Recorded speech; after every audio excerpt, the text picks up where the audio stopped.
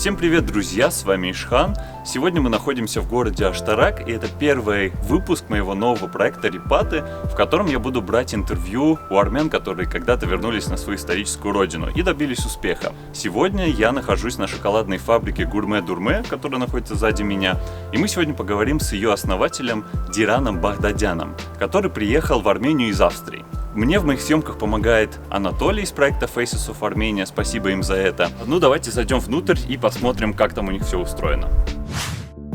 Диран Багдадян родился в Ливане, долгое время жил в Австрии. В 2005 году переехал с семьей в Армению и вместе с братом открыл шоколадную фабрику Гурме-Дурме. Сейчас у них несколько магазинов в Ереване, широкий ассортимент.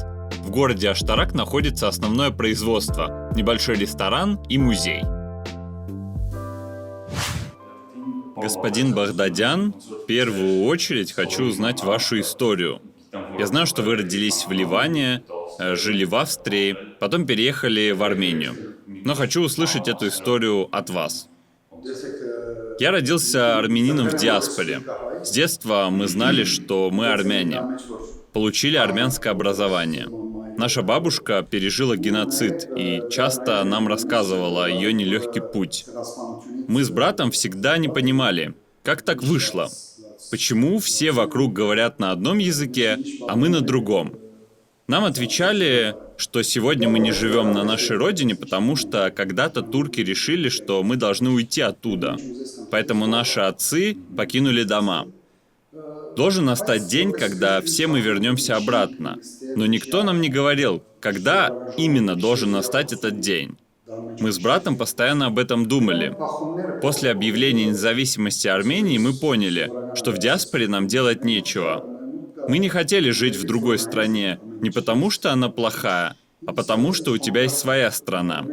Мы видели, что после независимости экономика была очень слабая. И поняли, что нужно что-то сделать. Нет времени ждать президента, премьер-министра.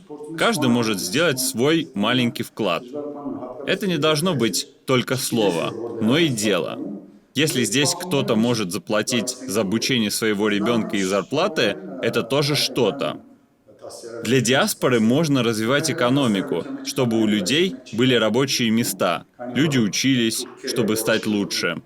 Если у тебя есть знания в архитектуре, например, приезжай и поделись своими знаниями с другими местными, чтобы они развивались. Есть очень много способов помочь. К сожалению, в диаспоре есть люди, которые только говорят. Если им предложить что-то сделать, они откажутся. Людей реального дела намного меньше. Говорящие люди должны понять, что отправить $100 в год – это недостаточный патриотизм. Я говорю это потому, что вижу это, и мне больно. Нужно быть здесь физически, говорить, делиться и создавать. Ведь в современном мире созданы все условия для этого. Нужно только желание. И у нас было это желание. На момент переезда в 2005 году мы не были очень богатыми, у нас не было здесь хороших знакомых для старта бизнеса. Изначально наша семья потеряла многое из-за войны в Ливане и переехала в Австрию. Но у нас всегда была цель. И вот в 2005 году, 5 мая, я переехал из Австрии в Армению, не зная, что я буду делать здесь. Тогда мой брат должен был приехать чуть позже, пока я здесь окрепну. Производство в Армении было очень слабым на тот момент, был только импорт. Наша семья всегда занималась производством. В Ливане мой отец производил упаковки, и мы решили сделать это и здесь. Господин Багдадян, почему вы занялись именно шоколадом и именно в Аштараке?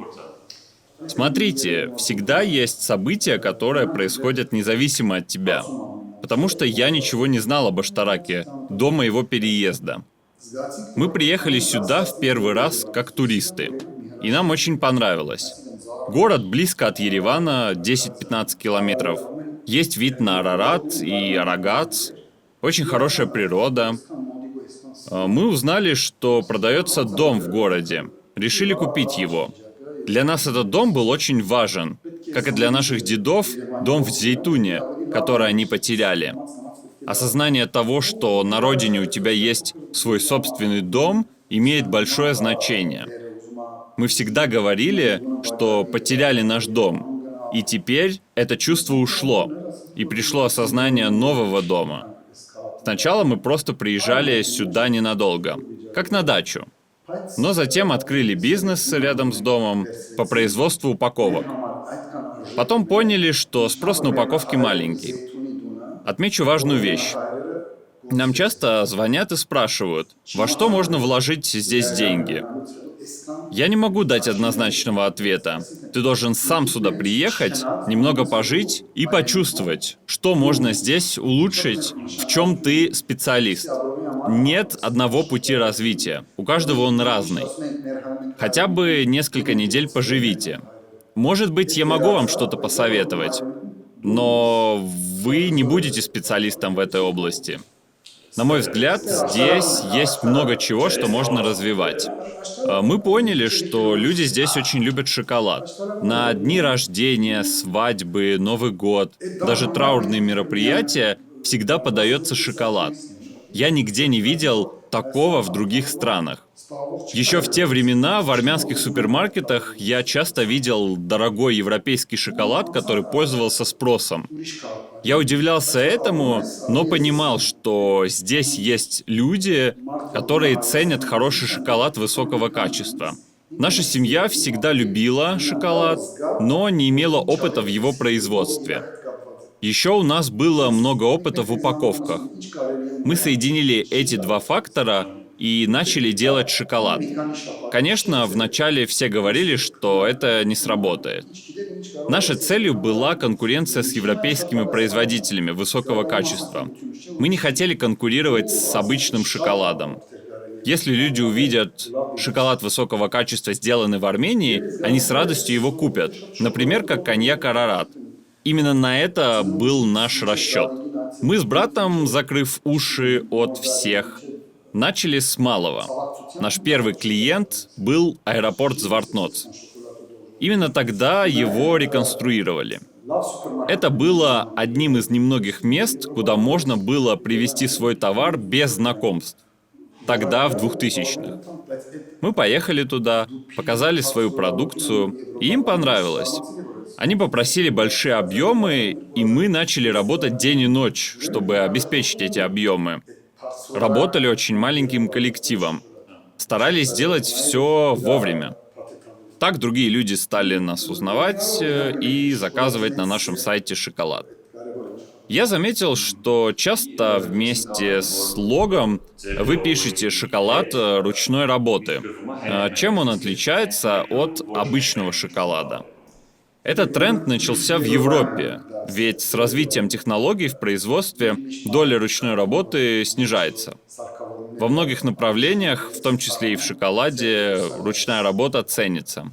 В Европе многие маленькие бренды шоколада делают сладости вручную, чтобы подчеркнуть приверженность к истории. Они очень популярны. Handmade — это целая культура. Мы тоже стараемся от нее не отходить. Также наша цель — создать рабочие места, ведь если мы привезем оборудование, нам уже не понадобится столько работников, а мы хотим, чтобы люди не уезжали из страны и жили счастливо. Вы экспортируете сейчас ваш шоколад? Нет, но если есть отдельные заказы клиентов, то мы отправляем. Мы не работаем с супермаркетами и посредниками, хотим общаться с клиентами напрямую.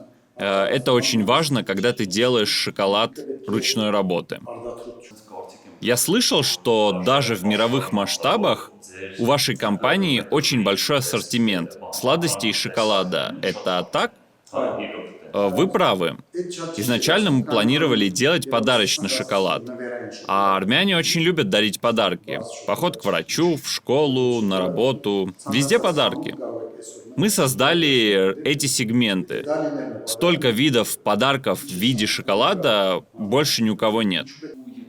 Если я не ошибаюсь, ваш брат владеет рестораном здесь рядом. Расскажите, пожалуйста, немного об этом. Ресторан был открыт в 2010-м. Здесь рядом находится церковь Кармаравор. Она уникальна во всех смыслах. Я, кстати, сам здесь венчался. Одно время напротив церкви продавали землю, и мы решили ее купить, открыть летнее кафе здесь, потому что тут всегда много туристов. Название кафе, кстати, Паскаль Диодата, если вы заметили. Так назывался первый кофешоп в Европе, который был открыт армянами. Мы хотели послать месседж туристам, что еще в 1652 году в Лондоне армянами был открыт первый кофешоп. Недавно мы открыли еще одно кафе в Ереване напротив Института Мегерян. Поговорим немного о бизнесе. На ваш взгляд, какие трудности есть в Армении с этим? Какие советы вы можете дать репатриантам, которые хотят приехать в Армению и открыть свой бизнес? Знаете, здесь несложно начать бизнес, начиная с регистрации компании. Я уже говорил, что люди должны приехать сами сюда, посмотреть и понять, что им ближе. Я могу сказать, например, что можно развивать сельское хозяйство и отправлять в Россию. Там большой спрос. Но, может быть, кто-то не силен в этом. Самое главное — приехать сюда и начать работать. Могу отметить, что здесь коммунальные услуги и многие издержки в производстве дешевле, чем в других странах. Если есть желание здесь работать, ты точно найдешь путь. Есть недостаток специалистов и знаний, но потенциал в людях есть. В Армении есть люди, которые думают, что все знают, но на самом деле это не так. Поэтому создаются сложности. Сейчас очень легко обучаться, ведь есть интернет, нужно только желание. Я смотрел вашу лекцию на канале Чор Маркетинг. Там вы сказали, что когда вы только приехали в Армению, заметили, что некоторые люди не ответственны в бизнесе, таксисты часто недовольны и так далее. Сейчас, в 2020 году, чувствуете изменения? Таких людей, которые постоянно недовольны, на мой взгляд, нельзя изменить. Но в новом поколении можно увидеть очень много положительных качеств. Оптимизм, трудолюбие и многое другое. Прошлое поколение, которое пережило советское время, не совсем ценит свое время. Мы в Европе вставали в 7:30 утра каждый день. Выжимали из дня абсолютно все. Если твоя экономика на спаде, то ты должен делать в 2 раза больше, а то и в 3. Но некоторые люди здесь любят отлынивать от работы. Это неправильно. Не нужно ставить ограничения перед собой. Я помню, еще в том же видео вы сказали, что ты не должен идти туда, где есть деньги, а туда, где тебе нравится. Вы отличный пример этому. Вы сказали важную вещь. Если ты живешь здесь, чувствуешь жизнь, если ты получаешь удовольствие от мгновений, то ты начинаешь созидать. Если бы я жил в другой стране, я бы не смог столько создать, сколько здесь. Я бы мог получать больше денег в другой стране, но я бы не получал духовного удовлетворения, сколько здесь я получаю. Как вы привозите материал для шоколада? Из-за рубежа, наверное? Это какао-бобы? Нет. Мы не начинаем с какао-бобов. Это очень долгий процесс. Мы покупаем сырье из Европы, которое уже на какой-то стадии готово. И готовим шоколад со вкусом, который мы хотим. Начать с бобов — это очень долго. Почти все хендмейды работают и закупают одно и то же сырье. Хотя европейские компании продают тот же шоколад в несколько раз дороже, так как работают очень давно и имеют сильный и узнаваемый бренд. Как ваш бизнес пережил коронавирус и войну в Арцахе? Очень трудно на самом деле. Это был большой стресс для всего мира. Вы знаете, для любого производства потеря 1-2% прибыли — это очень неприятно. Но мы потеряли десятки процентов. вы можете представить, что мы чувствуем. Но ты ничего не можешь поделать с этим. Ты должен выйти из этого туннеля. Мы выбираемся сейчас. Нам помогли знания. Война была психологическим ударом. Мы не могли работать в те дни. Мы до сих пор в туннеле и пытаемся держаться. Но я верю в слова: если закрывается одно окно, открывается новое. Мы пытаемся наладить экспорт в другие страны, открыть онлайн-доставку на США и Россию. Надеюсь, что получится. Ваш завод «Гурме-Дурме» только здесь? И сколько людей у вас работают? Да, здесь примерно 20 человек. А где находятся ваши магазины? У нас есть магазин в центре Еревана, несколько точек в торговых центрах. Также наш шоколад можно попробовать в кафе «Паскаль Диодата» здесь, в Аштараке и в Ереване. Забыл спросить, что означает название «Гурме-Дурме»? Вы, наверное, знаете, гурме — это международное слово, означает гурман. Так как мы получили французское образование в ливанской школе, наши родители заставляли нас говорить дома только на армянском, чтобы мы учили родной язык и не забыли его. Но были международные слова, которые трудно переводились на армянский, например, бензин или шоколад. И мы дома называли шоколад «дурме». Вне нашего дома этого слова никто не понимал. Это было нашим семейным брендом.